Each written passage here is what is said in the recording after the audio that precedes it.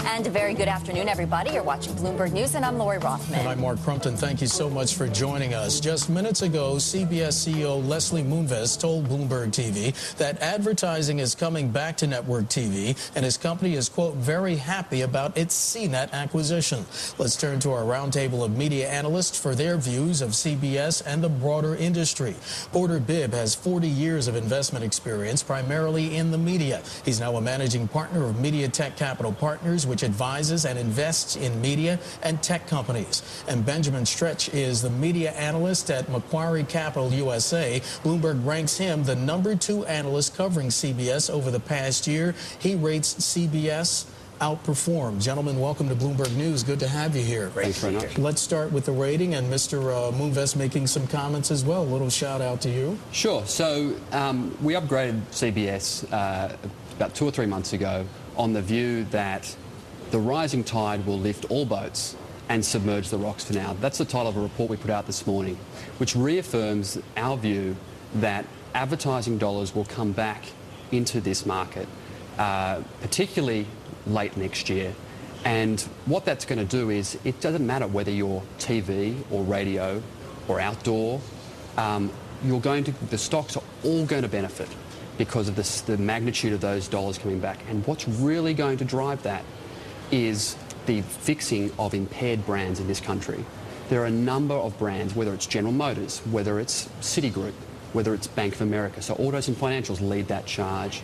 But those brands, we think, need fixing. They're impaired, they're damaged household names.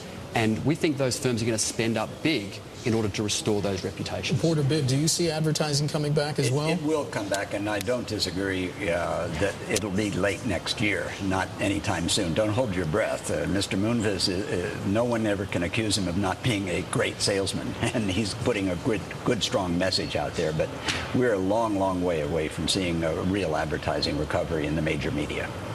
When you say major media, what does that encompass these days? Because that's really the question of the shifting tide. Right. We've got classic broadcast networks, but then cable, the internet. So how do you forecast advertising dollars now and where they're going to go? I'll send it back to... go ahead. There was a great cover story in Barron's last week about the future of advertising. Yeah. And basically, I agree with what the Barron's conclusion is, that the old media, the traditional broadcast networks, are going to get less and less going forward. And it's going to go to cable, it's going to go to digital. And it's the Google model of advertising. Accountable advertising is going to be the benchmark that Madison Avenue uses, where they place their money. What is the best balance of assets that a major media company like CBS should have right now? Well, what we've seen through this downturn is that the cable networks have done phenomenally well. They have outperformed really well. Look at the Emmy Awards last night. Yeah, my goodness. I mean, cable networks were sort of hoped that they would hold up going into this recession. We hoped that the affiliate fee stream, that recurring revenue, we'd still see some growth in that, but we'd suffer in terms of advertising. We knew that, but we thought that affiliate fees would be enough. That was what we were hoping, and that's exactly what happened. The cable networks have done really well. Whether it's Fox News, CNN, they've all done really well. And of all the assets out there in the media landscape right now, that's the asset type which probably looks structurally the firmest over the next few years. We also want to introduce Tuna Amobi, the media and entertainment equity analyst with Standard & Poor's, joining us now. Welcome, Tuna. Great to have you along here with our roundtable. Hope you were able to listen to some of our interview with CBS's Leslie Moonves. What was most striking to you? Well, first of all, it's great to be on the show, and sorry about that little technical difficulty. But, you know, I was listening to Les Moonves. I suppose I have to say I'm one of those analysts on the street that are still, very skeptical of the investment case here. I do share the view that advertising is gradually coming back. Our channel checks suggest that, second half of this year is going to be better than the first half, and next year sequentially better.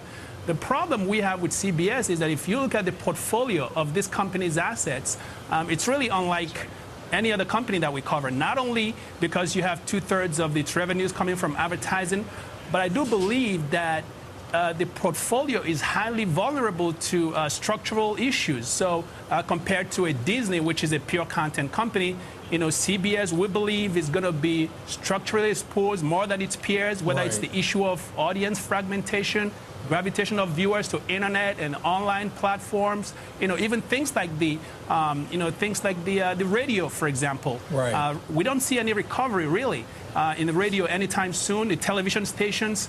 So I think for CBS, really the whole theme is going to gravitate to the ability of this company to leverage its online assets. And Tuna, we're going to have to take a quick break because we're going to come back. We're taking a break, and we're going to have a lot more to discuss, keeping the Media Madness Roundtable going after the break. We'll be right back. Stay with us. With our madmen, right? And we are back with our Media Roundtable, our madmen, if you will. Porter Bibb is the managing partner of Mediatech Capital Partners, which advises and invests in media and technology companies. Benjamin Stretch is the media analyst at Macquarie Capital USA. And Tuna Amobi, media equity analyst at Standard & Poor's. Gentlemen, welcome back. Great to be here. And Tuna, I want to just get a reaction from our guests in studio today to your comment that CBS is a little vulnerable, that to have just premium content isn't really enough in this day and age. Mr. Bibb, you had something to say right about that. Well, I think Tuna's right on the mark. They are clearly the most vulnerable major media company because, as Mr. Moonves said, we are a premium content company, and that leaves everything else off the table. They don't have any real distribution capability.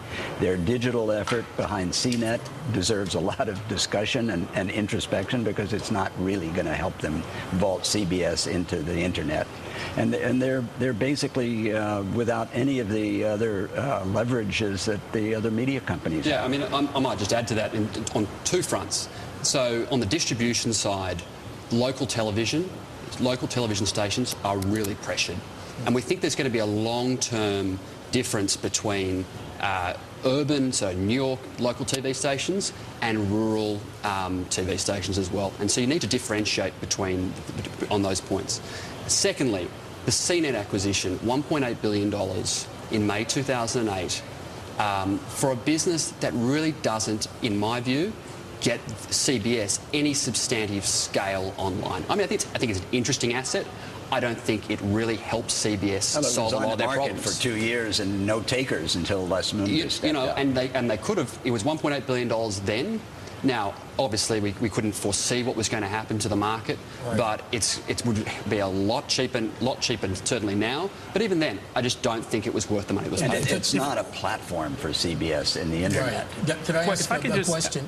Tuna, I'm sorry, you wanted to get in on this? Sure. If I can just comment on that CNET. I've been one of those actually on the street that's been banging the drums that the CNET was arguably a destruction of shareholder value. Yeah, I mean, when this company bought CNET, it put out a guidance that CNET was going to grow revenues in the mid-teens, and that the base case it was going to accelerate to revenues. But Tuna, could I jump in for a second? Because Mr. Moonves did tell our Greg Miles, he said any media company needs to be proactive in the internet space.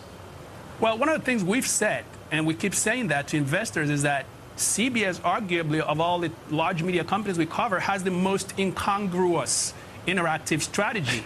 And that means that, first of all, there's no justification for the strategy that they're pursuing independent of Hulu, which has been a phenomenal success, TV.com, and CBS Interactive Audience Network, CNET. All of these, I think, is really not putting the company at the forefront of being aggressive in an interactive strategy, and yet that's where the future of the media sector lies. So ultimately, I do believe that a number of things should happen. The company should continue to divest non-performing local assets, radio stations, and arguably it's questionable whether even the company needs to be in an outdoor business over the long term, because all of these, as much as they're generating strong free cash. We're going to have to take a break. Benjamin, we'll let you get in when we come back after the break. We'll have more on the Media Madness Roundtable. We're talking about the demon in the media world these days, and that is... debt. Debt. Lots Heavy of debt load. We'll be right back.